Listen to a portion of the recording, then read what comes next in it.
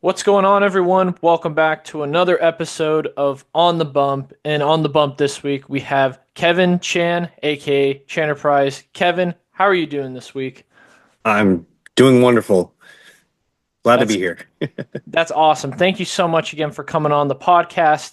And for anyone who doesn't know Kevin already, Kevin is a video editor over at Momentum. He does a lot of work for Eric Sim, Trevor Bauer, a lot of these bigger baseball personalities that you guys see online. But also, Kevin has his own content. Kevin has a lot of stuff, and he's a very well seasoned veteran in the media world. So, we're going to jump into some topics today, kind of talk about momentum, talk about baseball content creation overall on YouTube.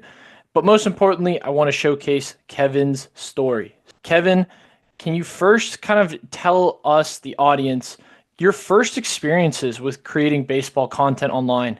I guess my experience was just it's pretty much what like my passion for the game and really where my content started for like my own YouTube channel, which is still running, but I could throw on a video every now and then is it started with like review videos, like with products and whatnot. After graduating high school, I kind of became fascinated with the way that gloves, like the different types of gloves out there, the different types of products, sliding mitts, thumb guards, elbow guards, whatever, like that, pro baseball players were using. Coincides with me going to ABCA, with which, if you don't know, is American Baseball Coaches Association, and it's a convention that goes on every like beginning of the year.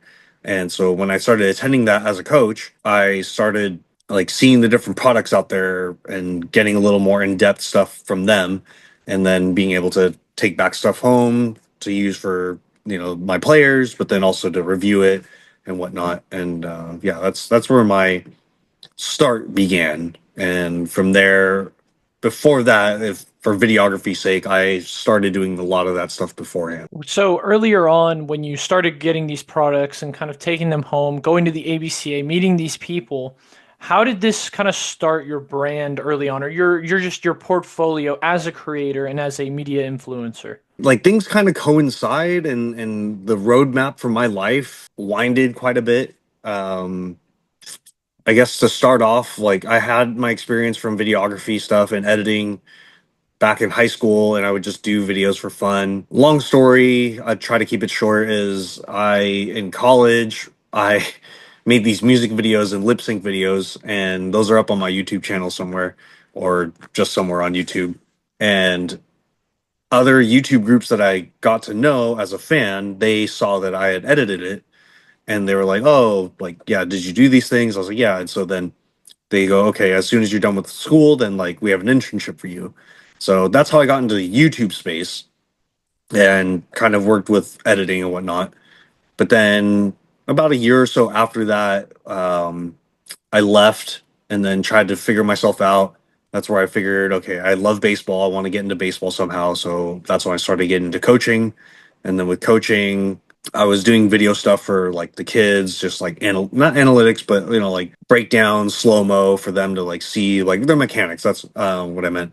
And then 2020 happened, and I absolutely did not want to teach or coach online. Just it was not what I wanted to do, and that's when led me into doing late night lives on IG and building that following. I guess it led into one thing or another. For somebody was like, hey, there's which I not just somebody, was Chris Petrov from Easy Glove Lab, and he goes, hey, like, did you see Nolan Gorman's IG story?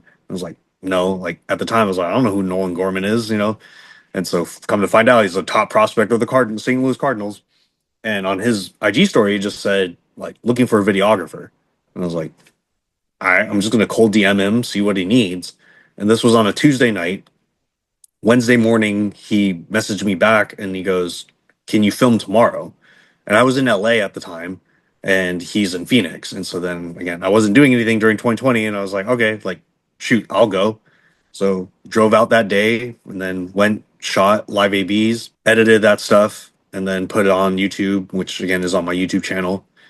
And from there, Taiki, who was one of the original co-founders of Momentum, had reached out to me and was like, "Hey, like here at Momentum, like we do live ABs too."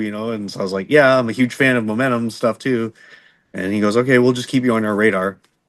But literally every week after that, I was filming for different pros because minor league season was moot, and so I was helping pro pitchers send their bullpen videos or live at bat videos to their organizations, and then in a way, I guess that's like it's not really where my brand started per se, but like that's how a lot of people started to get to know me.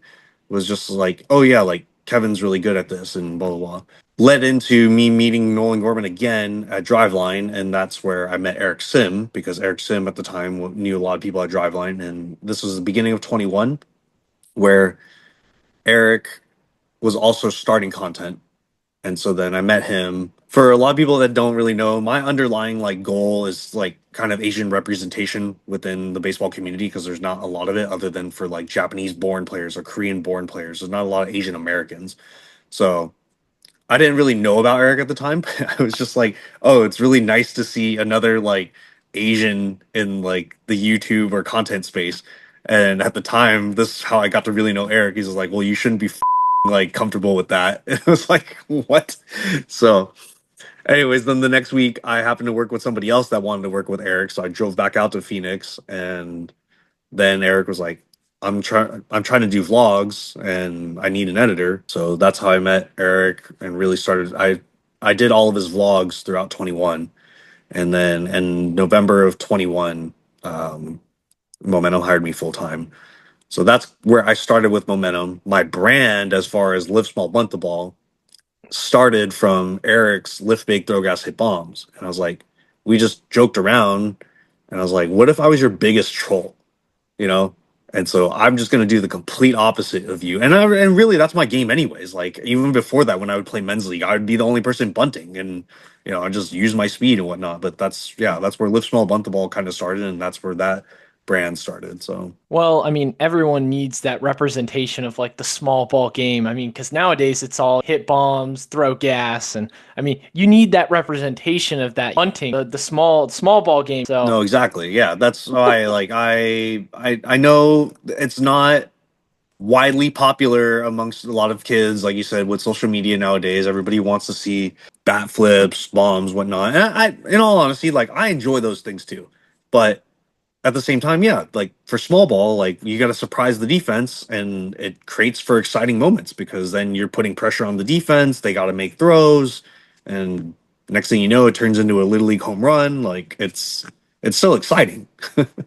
it's still exciting. It causes a lot of chaos in the game. I mean, I know for me, especially in college, we practice a lot of those scenarios, bunt defense, and what happens with the other team squeezes or puts down a drag bunt or different things like that. So it creates a lot of chaos and confusion for defenses, and especially as a pitcher. I mean, I hate fielding bunts and things like that. So it definitely provides another aspect to the game that I feel like a lot of people don't kind of overlook because nowadays it's all again what's flashy bat flips and running around the bases and pounding your chest and like a lot of the pros do. So Yeah. and obviously it's all well deserved, but something that would be funny or would be really cool is if someone got down a really good bunt and then went to first and had like a really good celebration afterwards. See, now I think that would go viral. I think people would love that. I think a majority of people would love that. So Yeah, yeah. If I mean, if you can make bunting cool again, then yeah, then by all means. But yeah, that's what's hilarious about that. I mean, from a personal story, I honestly, I don't hit very many doubles. If I'm getting base hits, it's because of bunt singles. And so one of the other games that I played in, I got a legitimate double. I got to second base. I didn't know what to do to celebrate. I literally just did like a bunt sign. So yeah. that is hilarious. So Kevin, what's your favorite what's your favorite baseball team? Major league team growing up?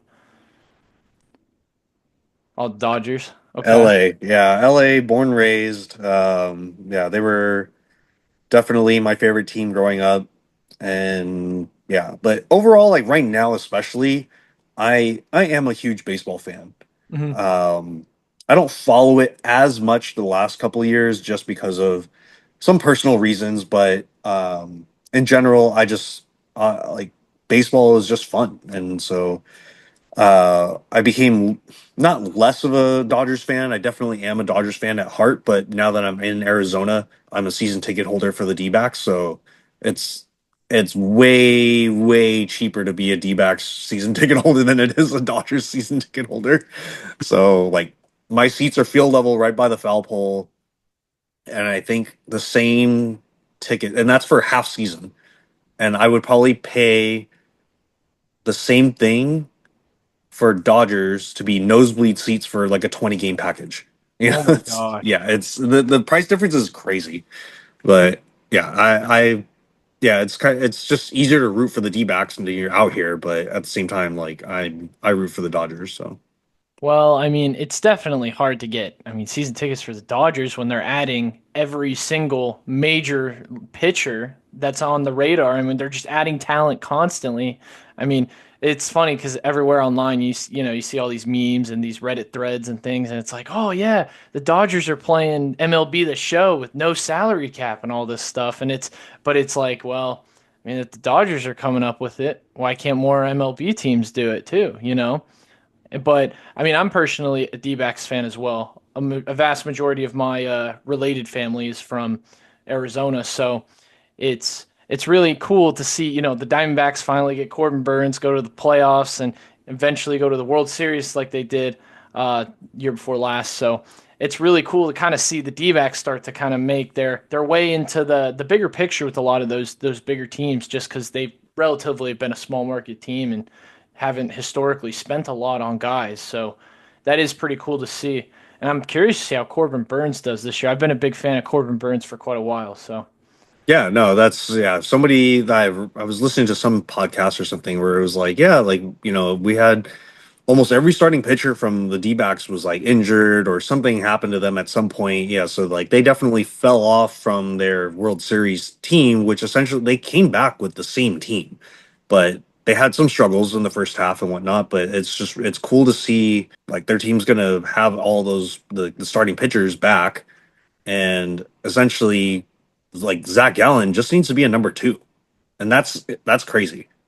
So yeah, I'd say that's pretty. I'm curious to see too how Dre Jameson comes back from his injury as well. I think he's going to be very exciting to watch, as well as like Eduardo Rodriguez. I think he'll have a little bit more of a bounce back year because obviously he was hurt much into last year, and so I think there's a lot of exciting guys to see on that team, especially with Corbin. I mean, didn't have the flashiest year last year, but still got the job done. And obviously you had Jock Peterson and Randall Grichuk and a lot of other guys just kind of step up and kind of make the D-backs still fun to watch. I mean, the ending was kind of brutal in my opinion, but mhm. you know. I mean, I still, it's fun to watch the D-backs finally do well again. I mean, I've been a D-backs fan for quite a while, so you know, it's fun to see them do well. Um, but someone who was drafted by the Diamondbacks was Trevor Bauer. And so, Kevin, can you kind of talk about like that whole relationship with Trevor and just kind of what's it like to work with him? I don't know who you're talking about. Who's Trevor? No, Trevor's been great. He's a very cerebral person, very smart. That's one and the same, but that's what a lot of people ask is like, oh, how is he really? Because of whatever people have heard, he's always thinking a step ahead. And it's amazing for content. Like I was very fortunate to be out here end of 21 and all of 22 when he wasn't playing. That how do you say it was finding the silver lining for it. It was like the fact that he wasn't playing was very unfortunate, but the fact that for content and meet and what we were doing at Momentum, it was like being able to sit here, pick his brain, be here late night with him, early morning, just understand where he wanted this company to go Hmm. was just it was insane. It was just a great opportunity. And then to be employee, but or like just having the opportunity then to go with him to Mexico and spend an entire season with him is already one thing in and of itself to see the behind the scenes. Like he's a competitor. So again, what a lot of people will see from and they'll make their own judgments of like, oh yeah, he's not good for the game, like the way he like screams and yells, blah blah blah. Like I'll see the video of our playoffs against Oaxaca and people just take the clips out of context in a way, and just it's like, oh, you, and blah blah blah, and it's like, he's a competitor. We were literally down 3-0, and we came back and swept in the playoffs. Like, it only what statistically only four teams in history have ever done that. You have to take the context of knowing, like, where that's coming from, but at the same time, it's just he wants to win. He's competing, and like I said, yeah, just he's a great guy. As whether I'm saying that as his employee or whether I'm saying that as, again, being fortunate to be his teammate, like, seeing the behind the scenes and being with him 24/7 was it's amazing. He's a great person, and it's just an unfortunate circumstance of what he's in right now. So when you were down in Mexico with him, and obviously like he's on the grind. He's the one, competing and playing and stuff, but you're also there too. You're Mhm. the guy behind the camera and you're constantly in the dugout, you're editing footage, you're whether that's uploading videos, sending talking to different people, that's also a grind too. So can you kind of talk about like what that experience is like? Because it's almost like you and Trevor are kind of grinding, together on the baseball field. And Yeah. I feel like that's a whole different type of experience. No, for sure. I again wasn't fortunate enough to play past high school. Just played recreationally, men's league, softball, and whatever. But to not only be able to capture, like, his season, but to be a part of the clubhouse, to be a part of, the travel, to be a part of the grind of what a pro ball player does. Now, this is what I just told this to one of the ASU softball girls, but like, even for you, like, you're playing in college, the grind that you guys go through too, of academics, practice, games, and then on top of that, to even have a social life, like, it's a crazy balance of what everybody does. And so then to go for a pro ball player, like, they practice every day from, I don't know, anywhere from between noon to 2 or whatever, but then, like, from 2 to a 7 o'clock game, like, there's 5 hours that you got to be at the ballpark and having practice, whatever they're doing, eating, and then to have a 3 hour game, so you're not out until 11, maybe midnight. So essentially your whole day you're spent at the ballpark.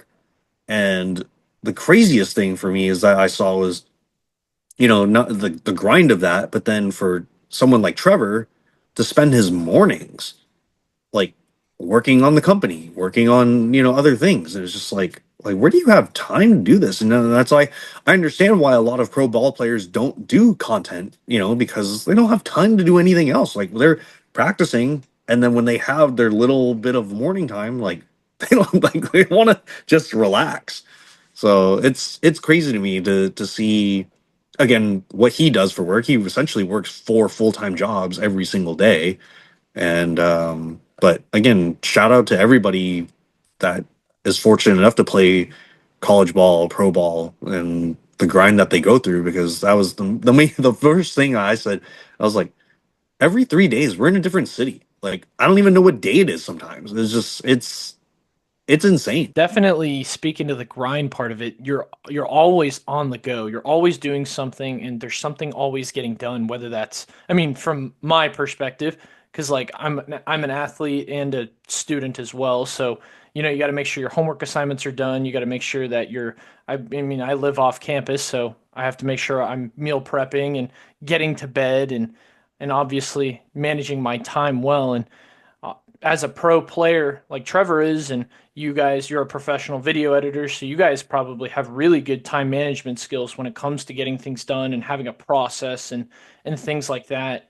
Is that at all at sometimes difficult, or there obviously are struggles and failures, but can you kind of describe what those moments are like?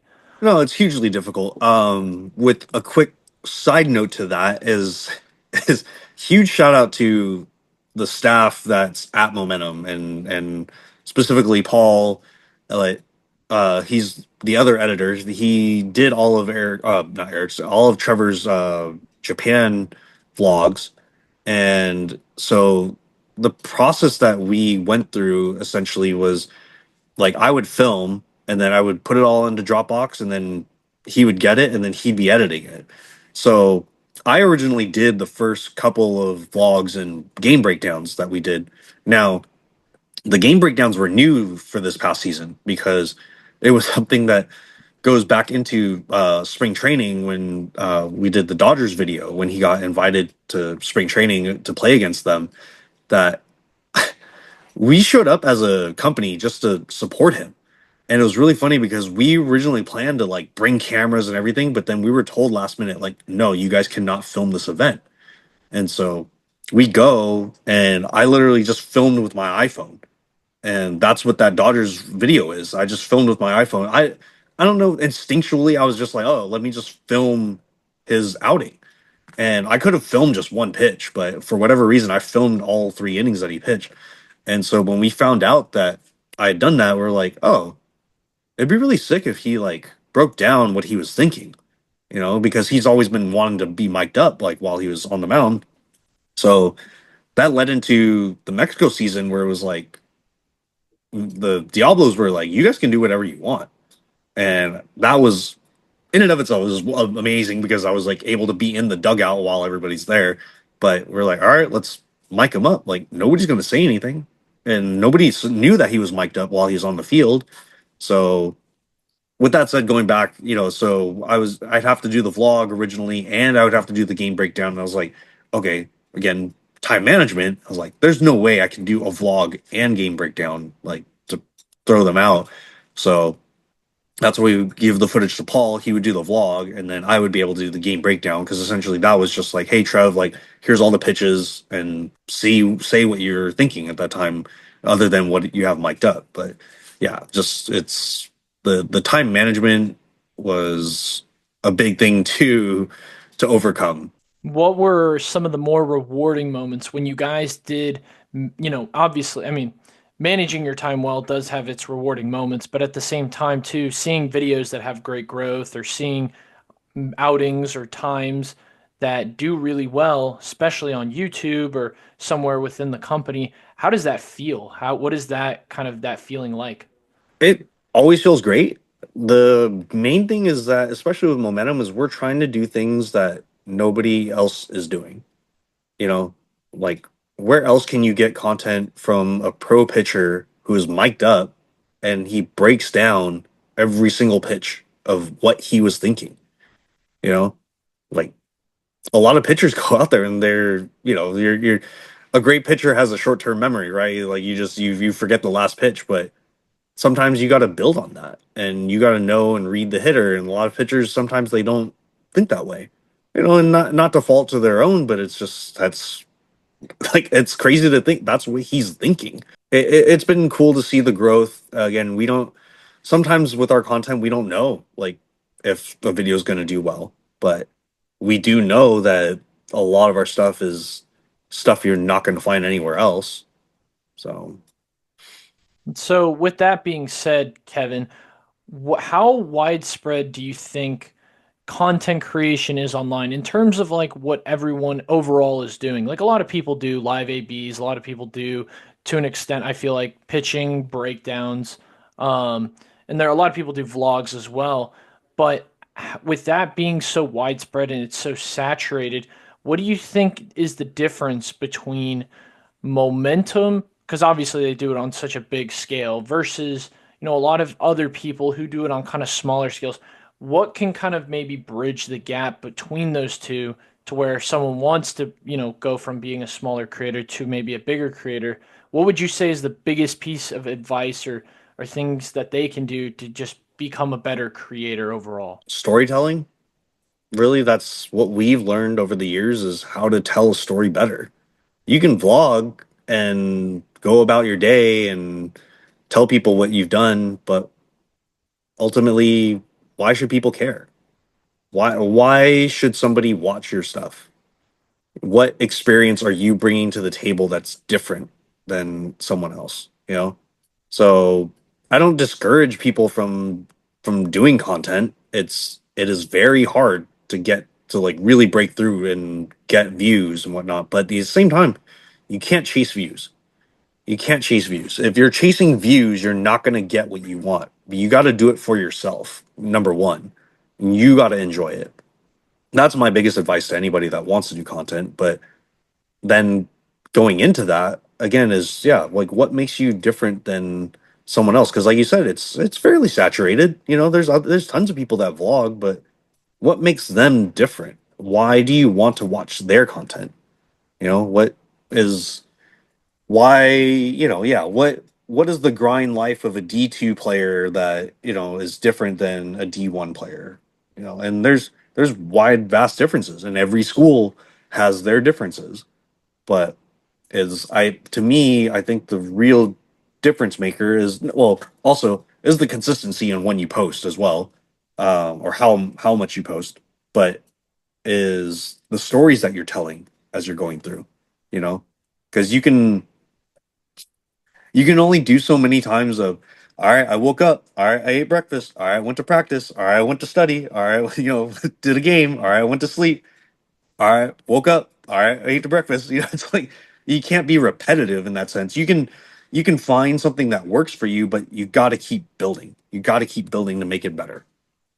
And like you said, like improve the, the quality, improve the way that you tell the story, because obviously people don't want to keep seeing the same exact thing over and over again. But I do feel like, in a sense, though, with a lot of athletes, like, I mean, that is their life. I wake up, I go to school, I eat breakfast, and then I go and train for 6 hours a day, go home, eat dinner, and go right back to sleep, and then do it all again the next day. Yeah. So, but like you said, though, what makes it unique? What makes it different? And the way that you kind of convey that to your audience. And that's I feel like that's honestly something that I've been trying to explore and trying to do better too, as, a smaller creator like myself. And it's hard because you don't know exactly, okay, how is this going to fit in with my story? How is this going to make the rest of the video flow? I mean, there's just so many things I feel like, as a baseball content creator or an athlete overall who's creating content on YouTube, to consider when things are, vastly similar to what everyone else is doing online. So Kevin, with all this being said, how are you planning on growing your own brand as an individual creator outside of Momentum here in the near future? See that I think there's a huge difference in that because for me, I'm a B level talent. I'm a C level talent. I'm a Z level talent. I'm not Eric Sim. I'm not Trevor Bauer. I'm not Marika Lisick. Not necessarily a main character. I know my. If anything else, that's something else that people got to learn as they grow and do stuff. Is you got to know your role. My role is not to be the main character. I enjoy what I do as a side character, as a comedic relief, person, as the person that antagonizes Eric. Like I know what my role is, and so for me, it's not.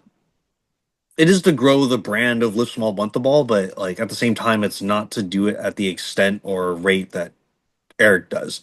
It'd be awesome if you could, but I feel like somebody else could maybe represent that better. And so to me, it's because like I have a bigger role in as far as at the company now, and to help make this ship run.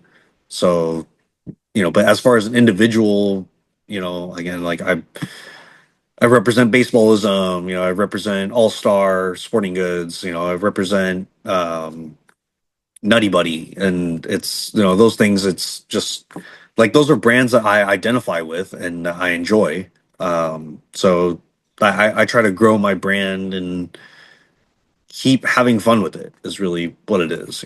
But as far as like I don't think of myself as like, oh, I want to get to 1 million subscribers. It'd be nice, but I'm not trying to like build for that. And to me, it's just more of like, okay, if people get to know who I am, then people get to know who I am. But I'm just gonna do what I do and not really like, So that my answer is not exactly the answer that probably people are looking for. Um, but yeah, I'm just here to I'm just here to have fun. I'm just here to enjoy everything, and that's what it is for me. And if I can build a brand off of it, then I can build a brand off of it. So, Kevin, final question for today's podcast episode. What would you say the future looks like for Momentum as a whole and as a brand moving forward? It's awesome. It's exciting. It's nerve-wracking. It's not as much throwing spaghetti on the wall and figuring out what sticks. It's us just growing the brand of baseball and having fun with it. I guess our semi motto is our, do cool. It's us wanting to have fun and do baseball-ish content and grow the brand of baseball. We want people to enjoy baseball, inspire the next generation. Really what it is. Now, we're going to do it with by doing YouTube content, and we're going to make homemade baseballs, we're going to make homemade gear, we're going to play in games rating Amazon products, like we're going to be doing it different. And that's our thing with Momentum, is we want to just do something, and like I said, and continue to do stuff that nobody else is doing. I guess the ceiling, I guess, or the thing that we're trying to grasp is be the Mr. Beast of baseball. Kevin, I really appreciate you coming on to the podcast and talking to us all today. And thank you so much for taking time out of your day to talk to me, talk to the audience, talk to the community. No, thank you. I really appreciate it. I hope my answers weren't too boring or too long-winded for you guys. So, But anyways, thank you so much, Kevin. I really appreciate it. no, thank you, Andrew.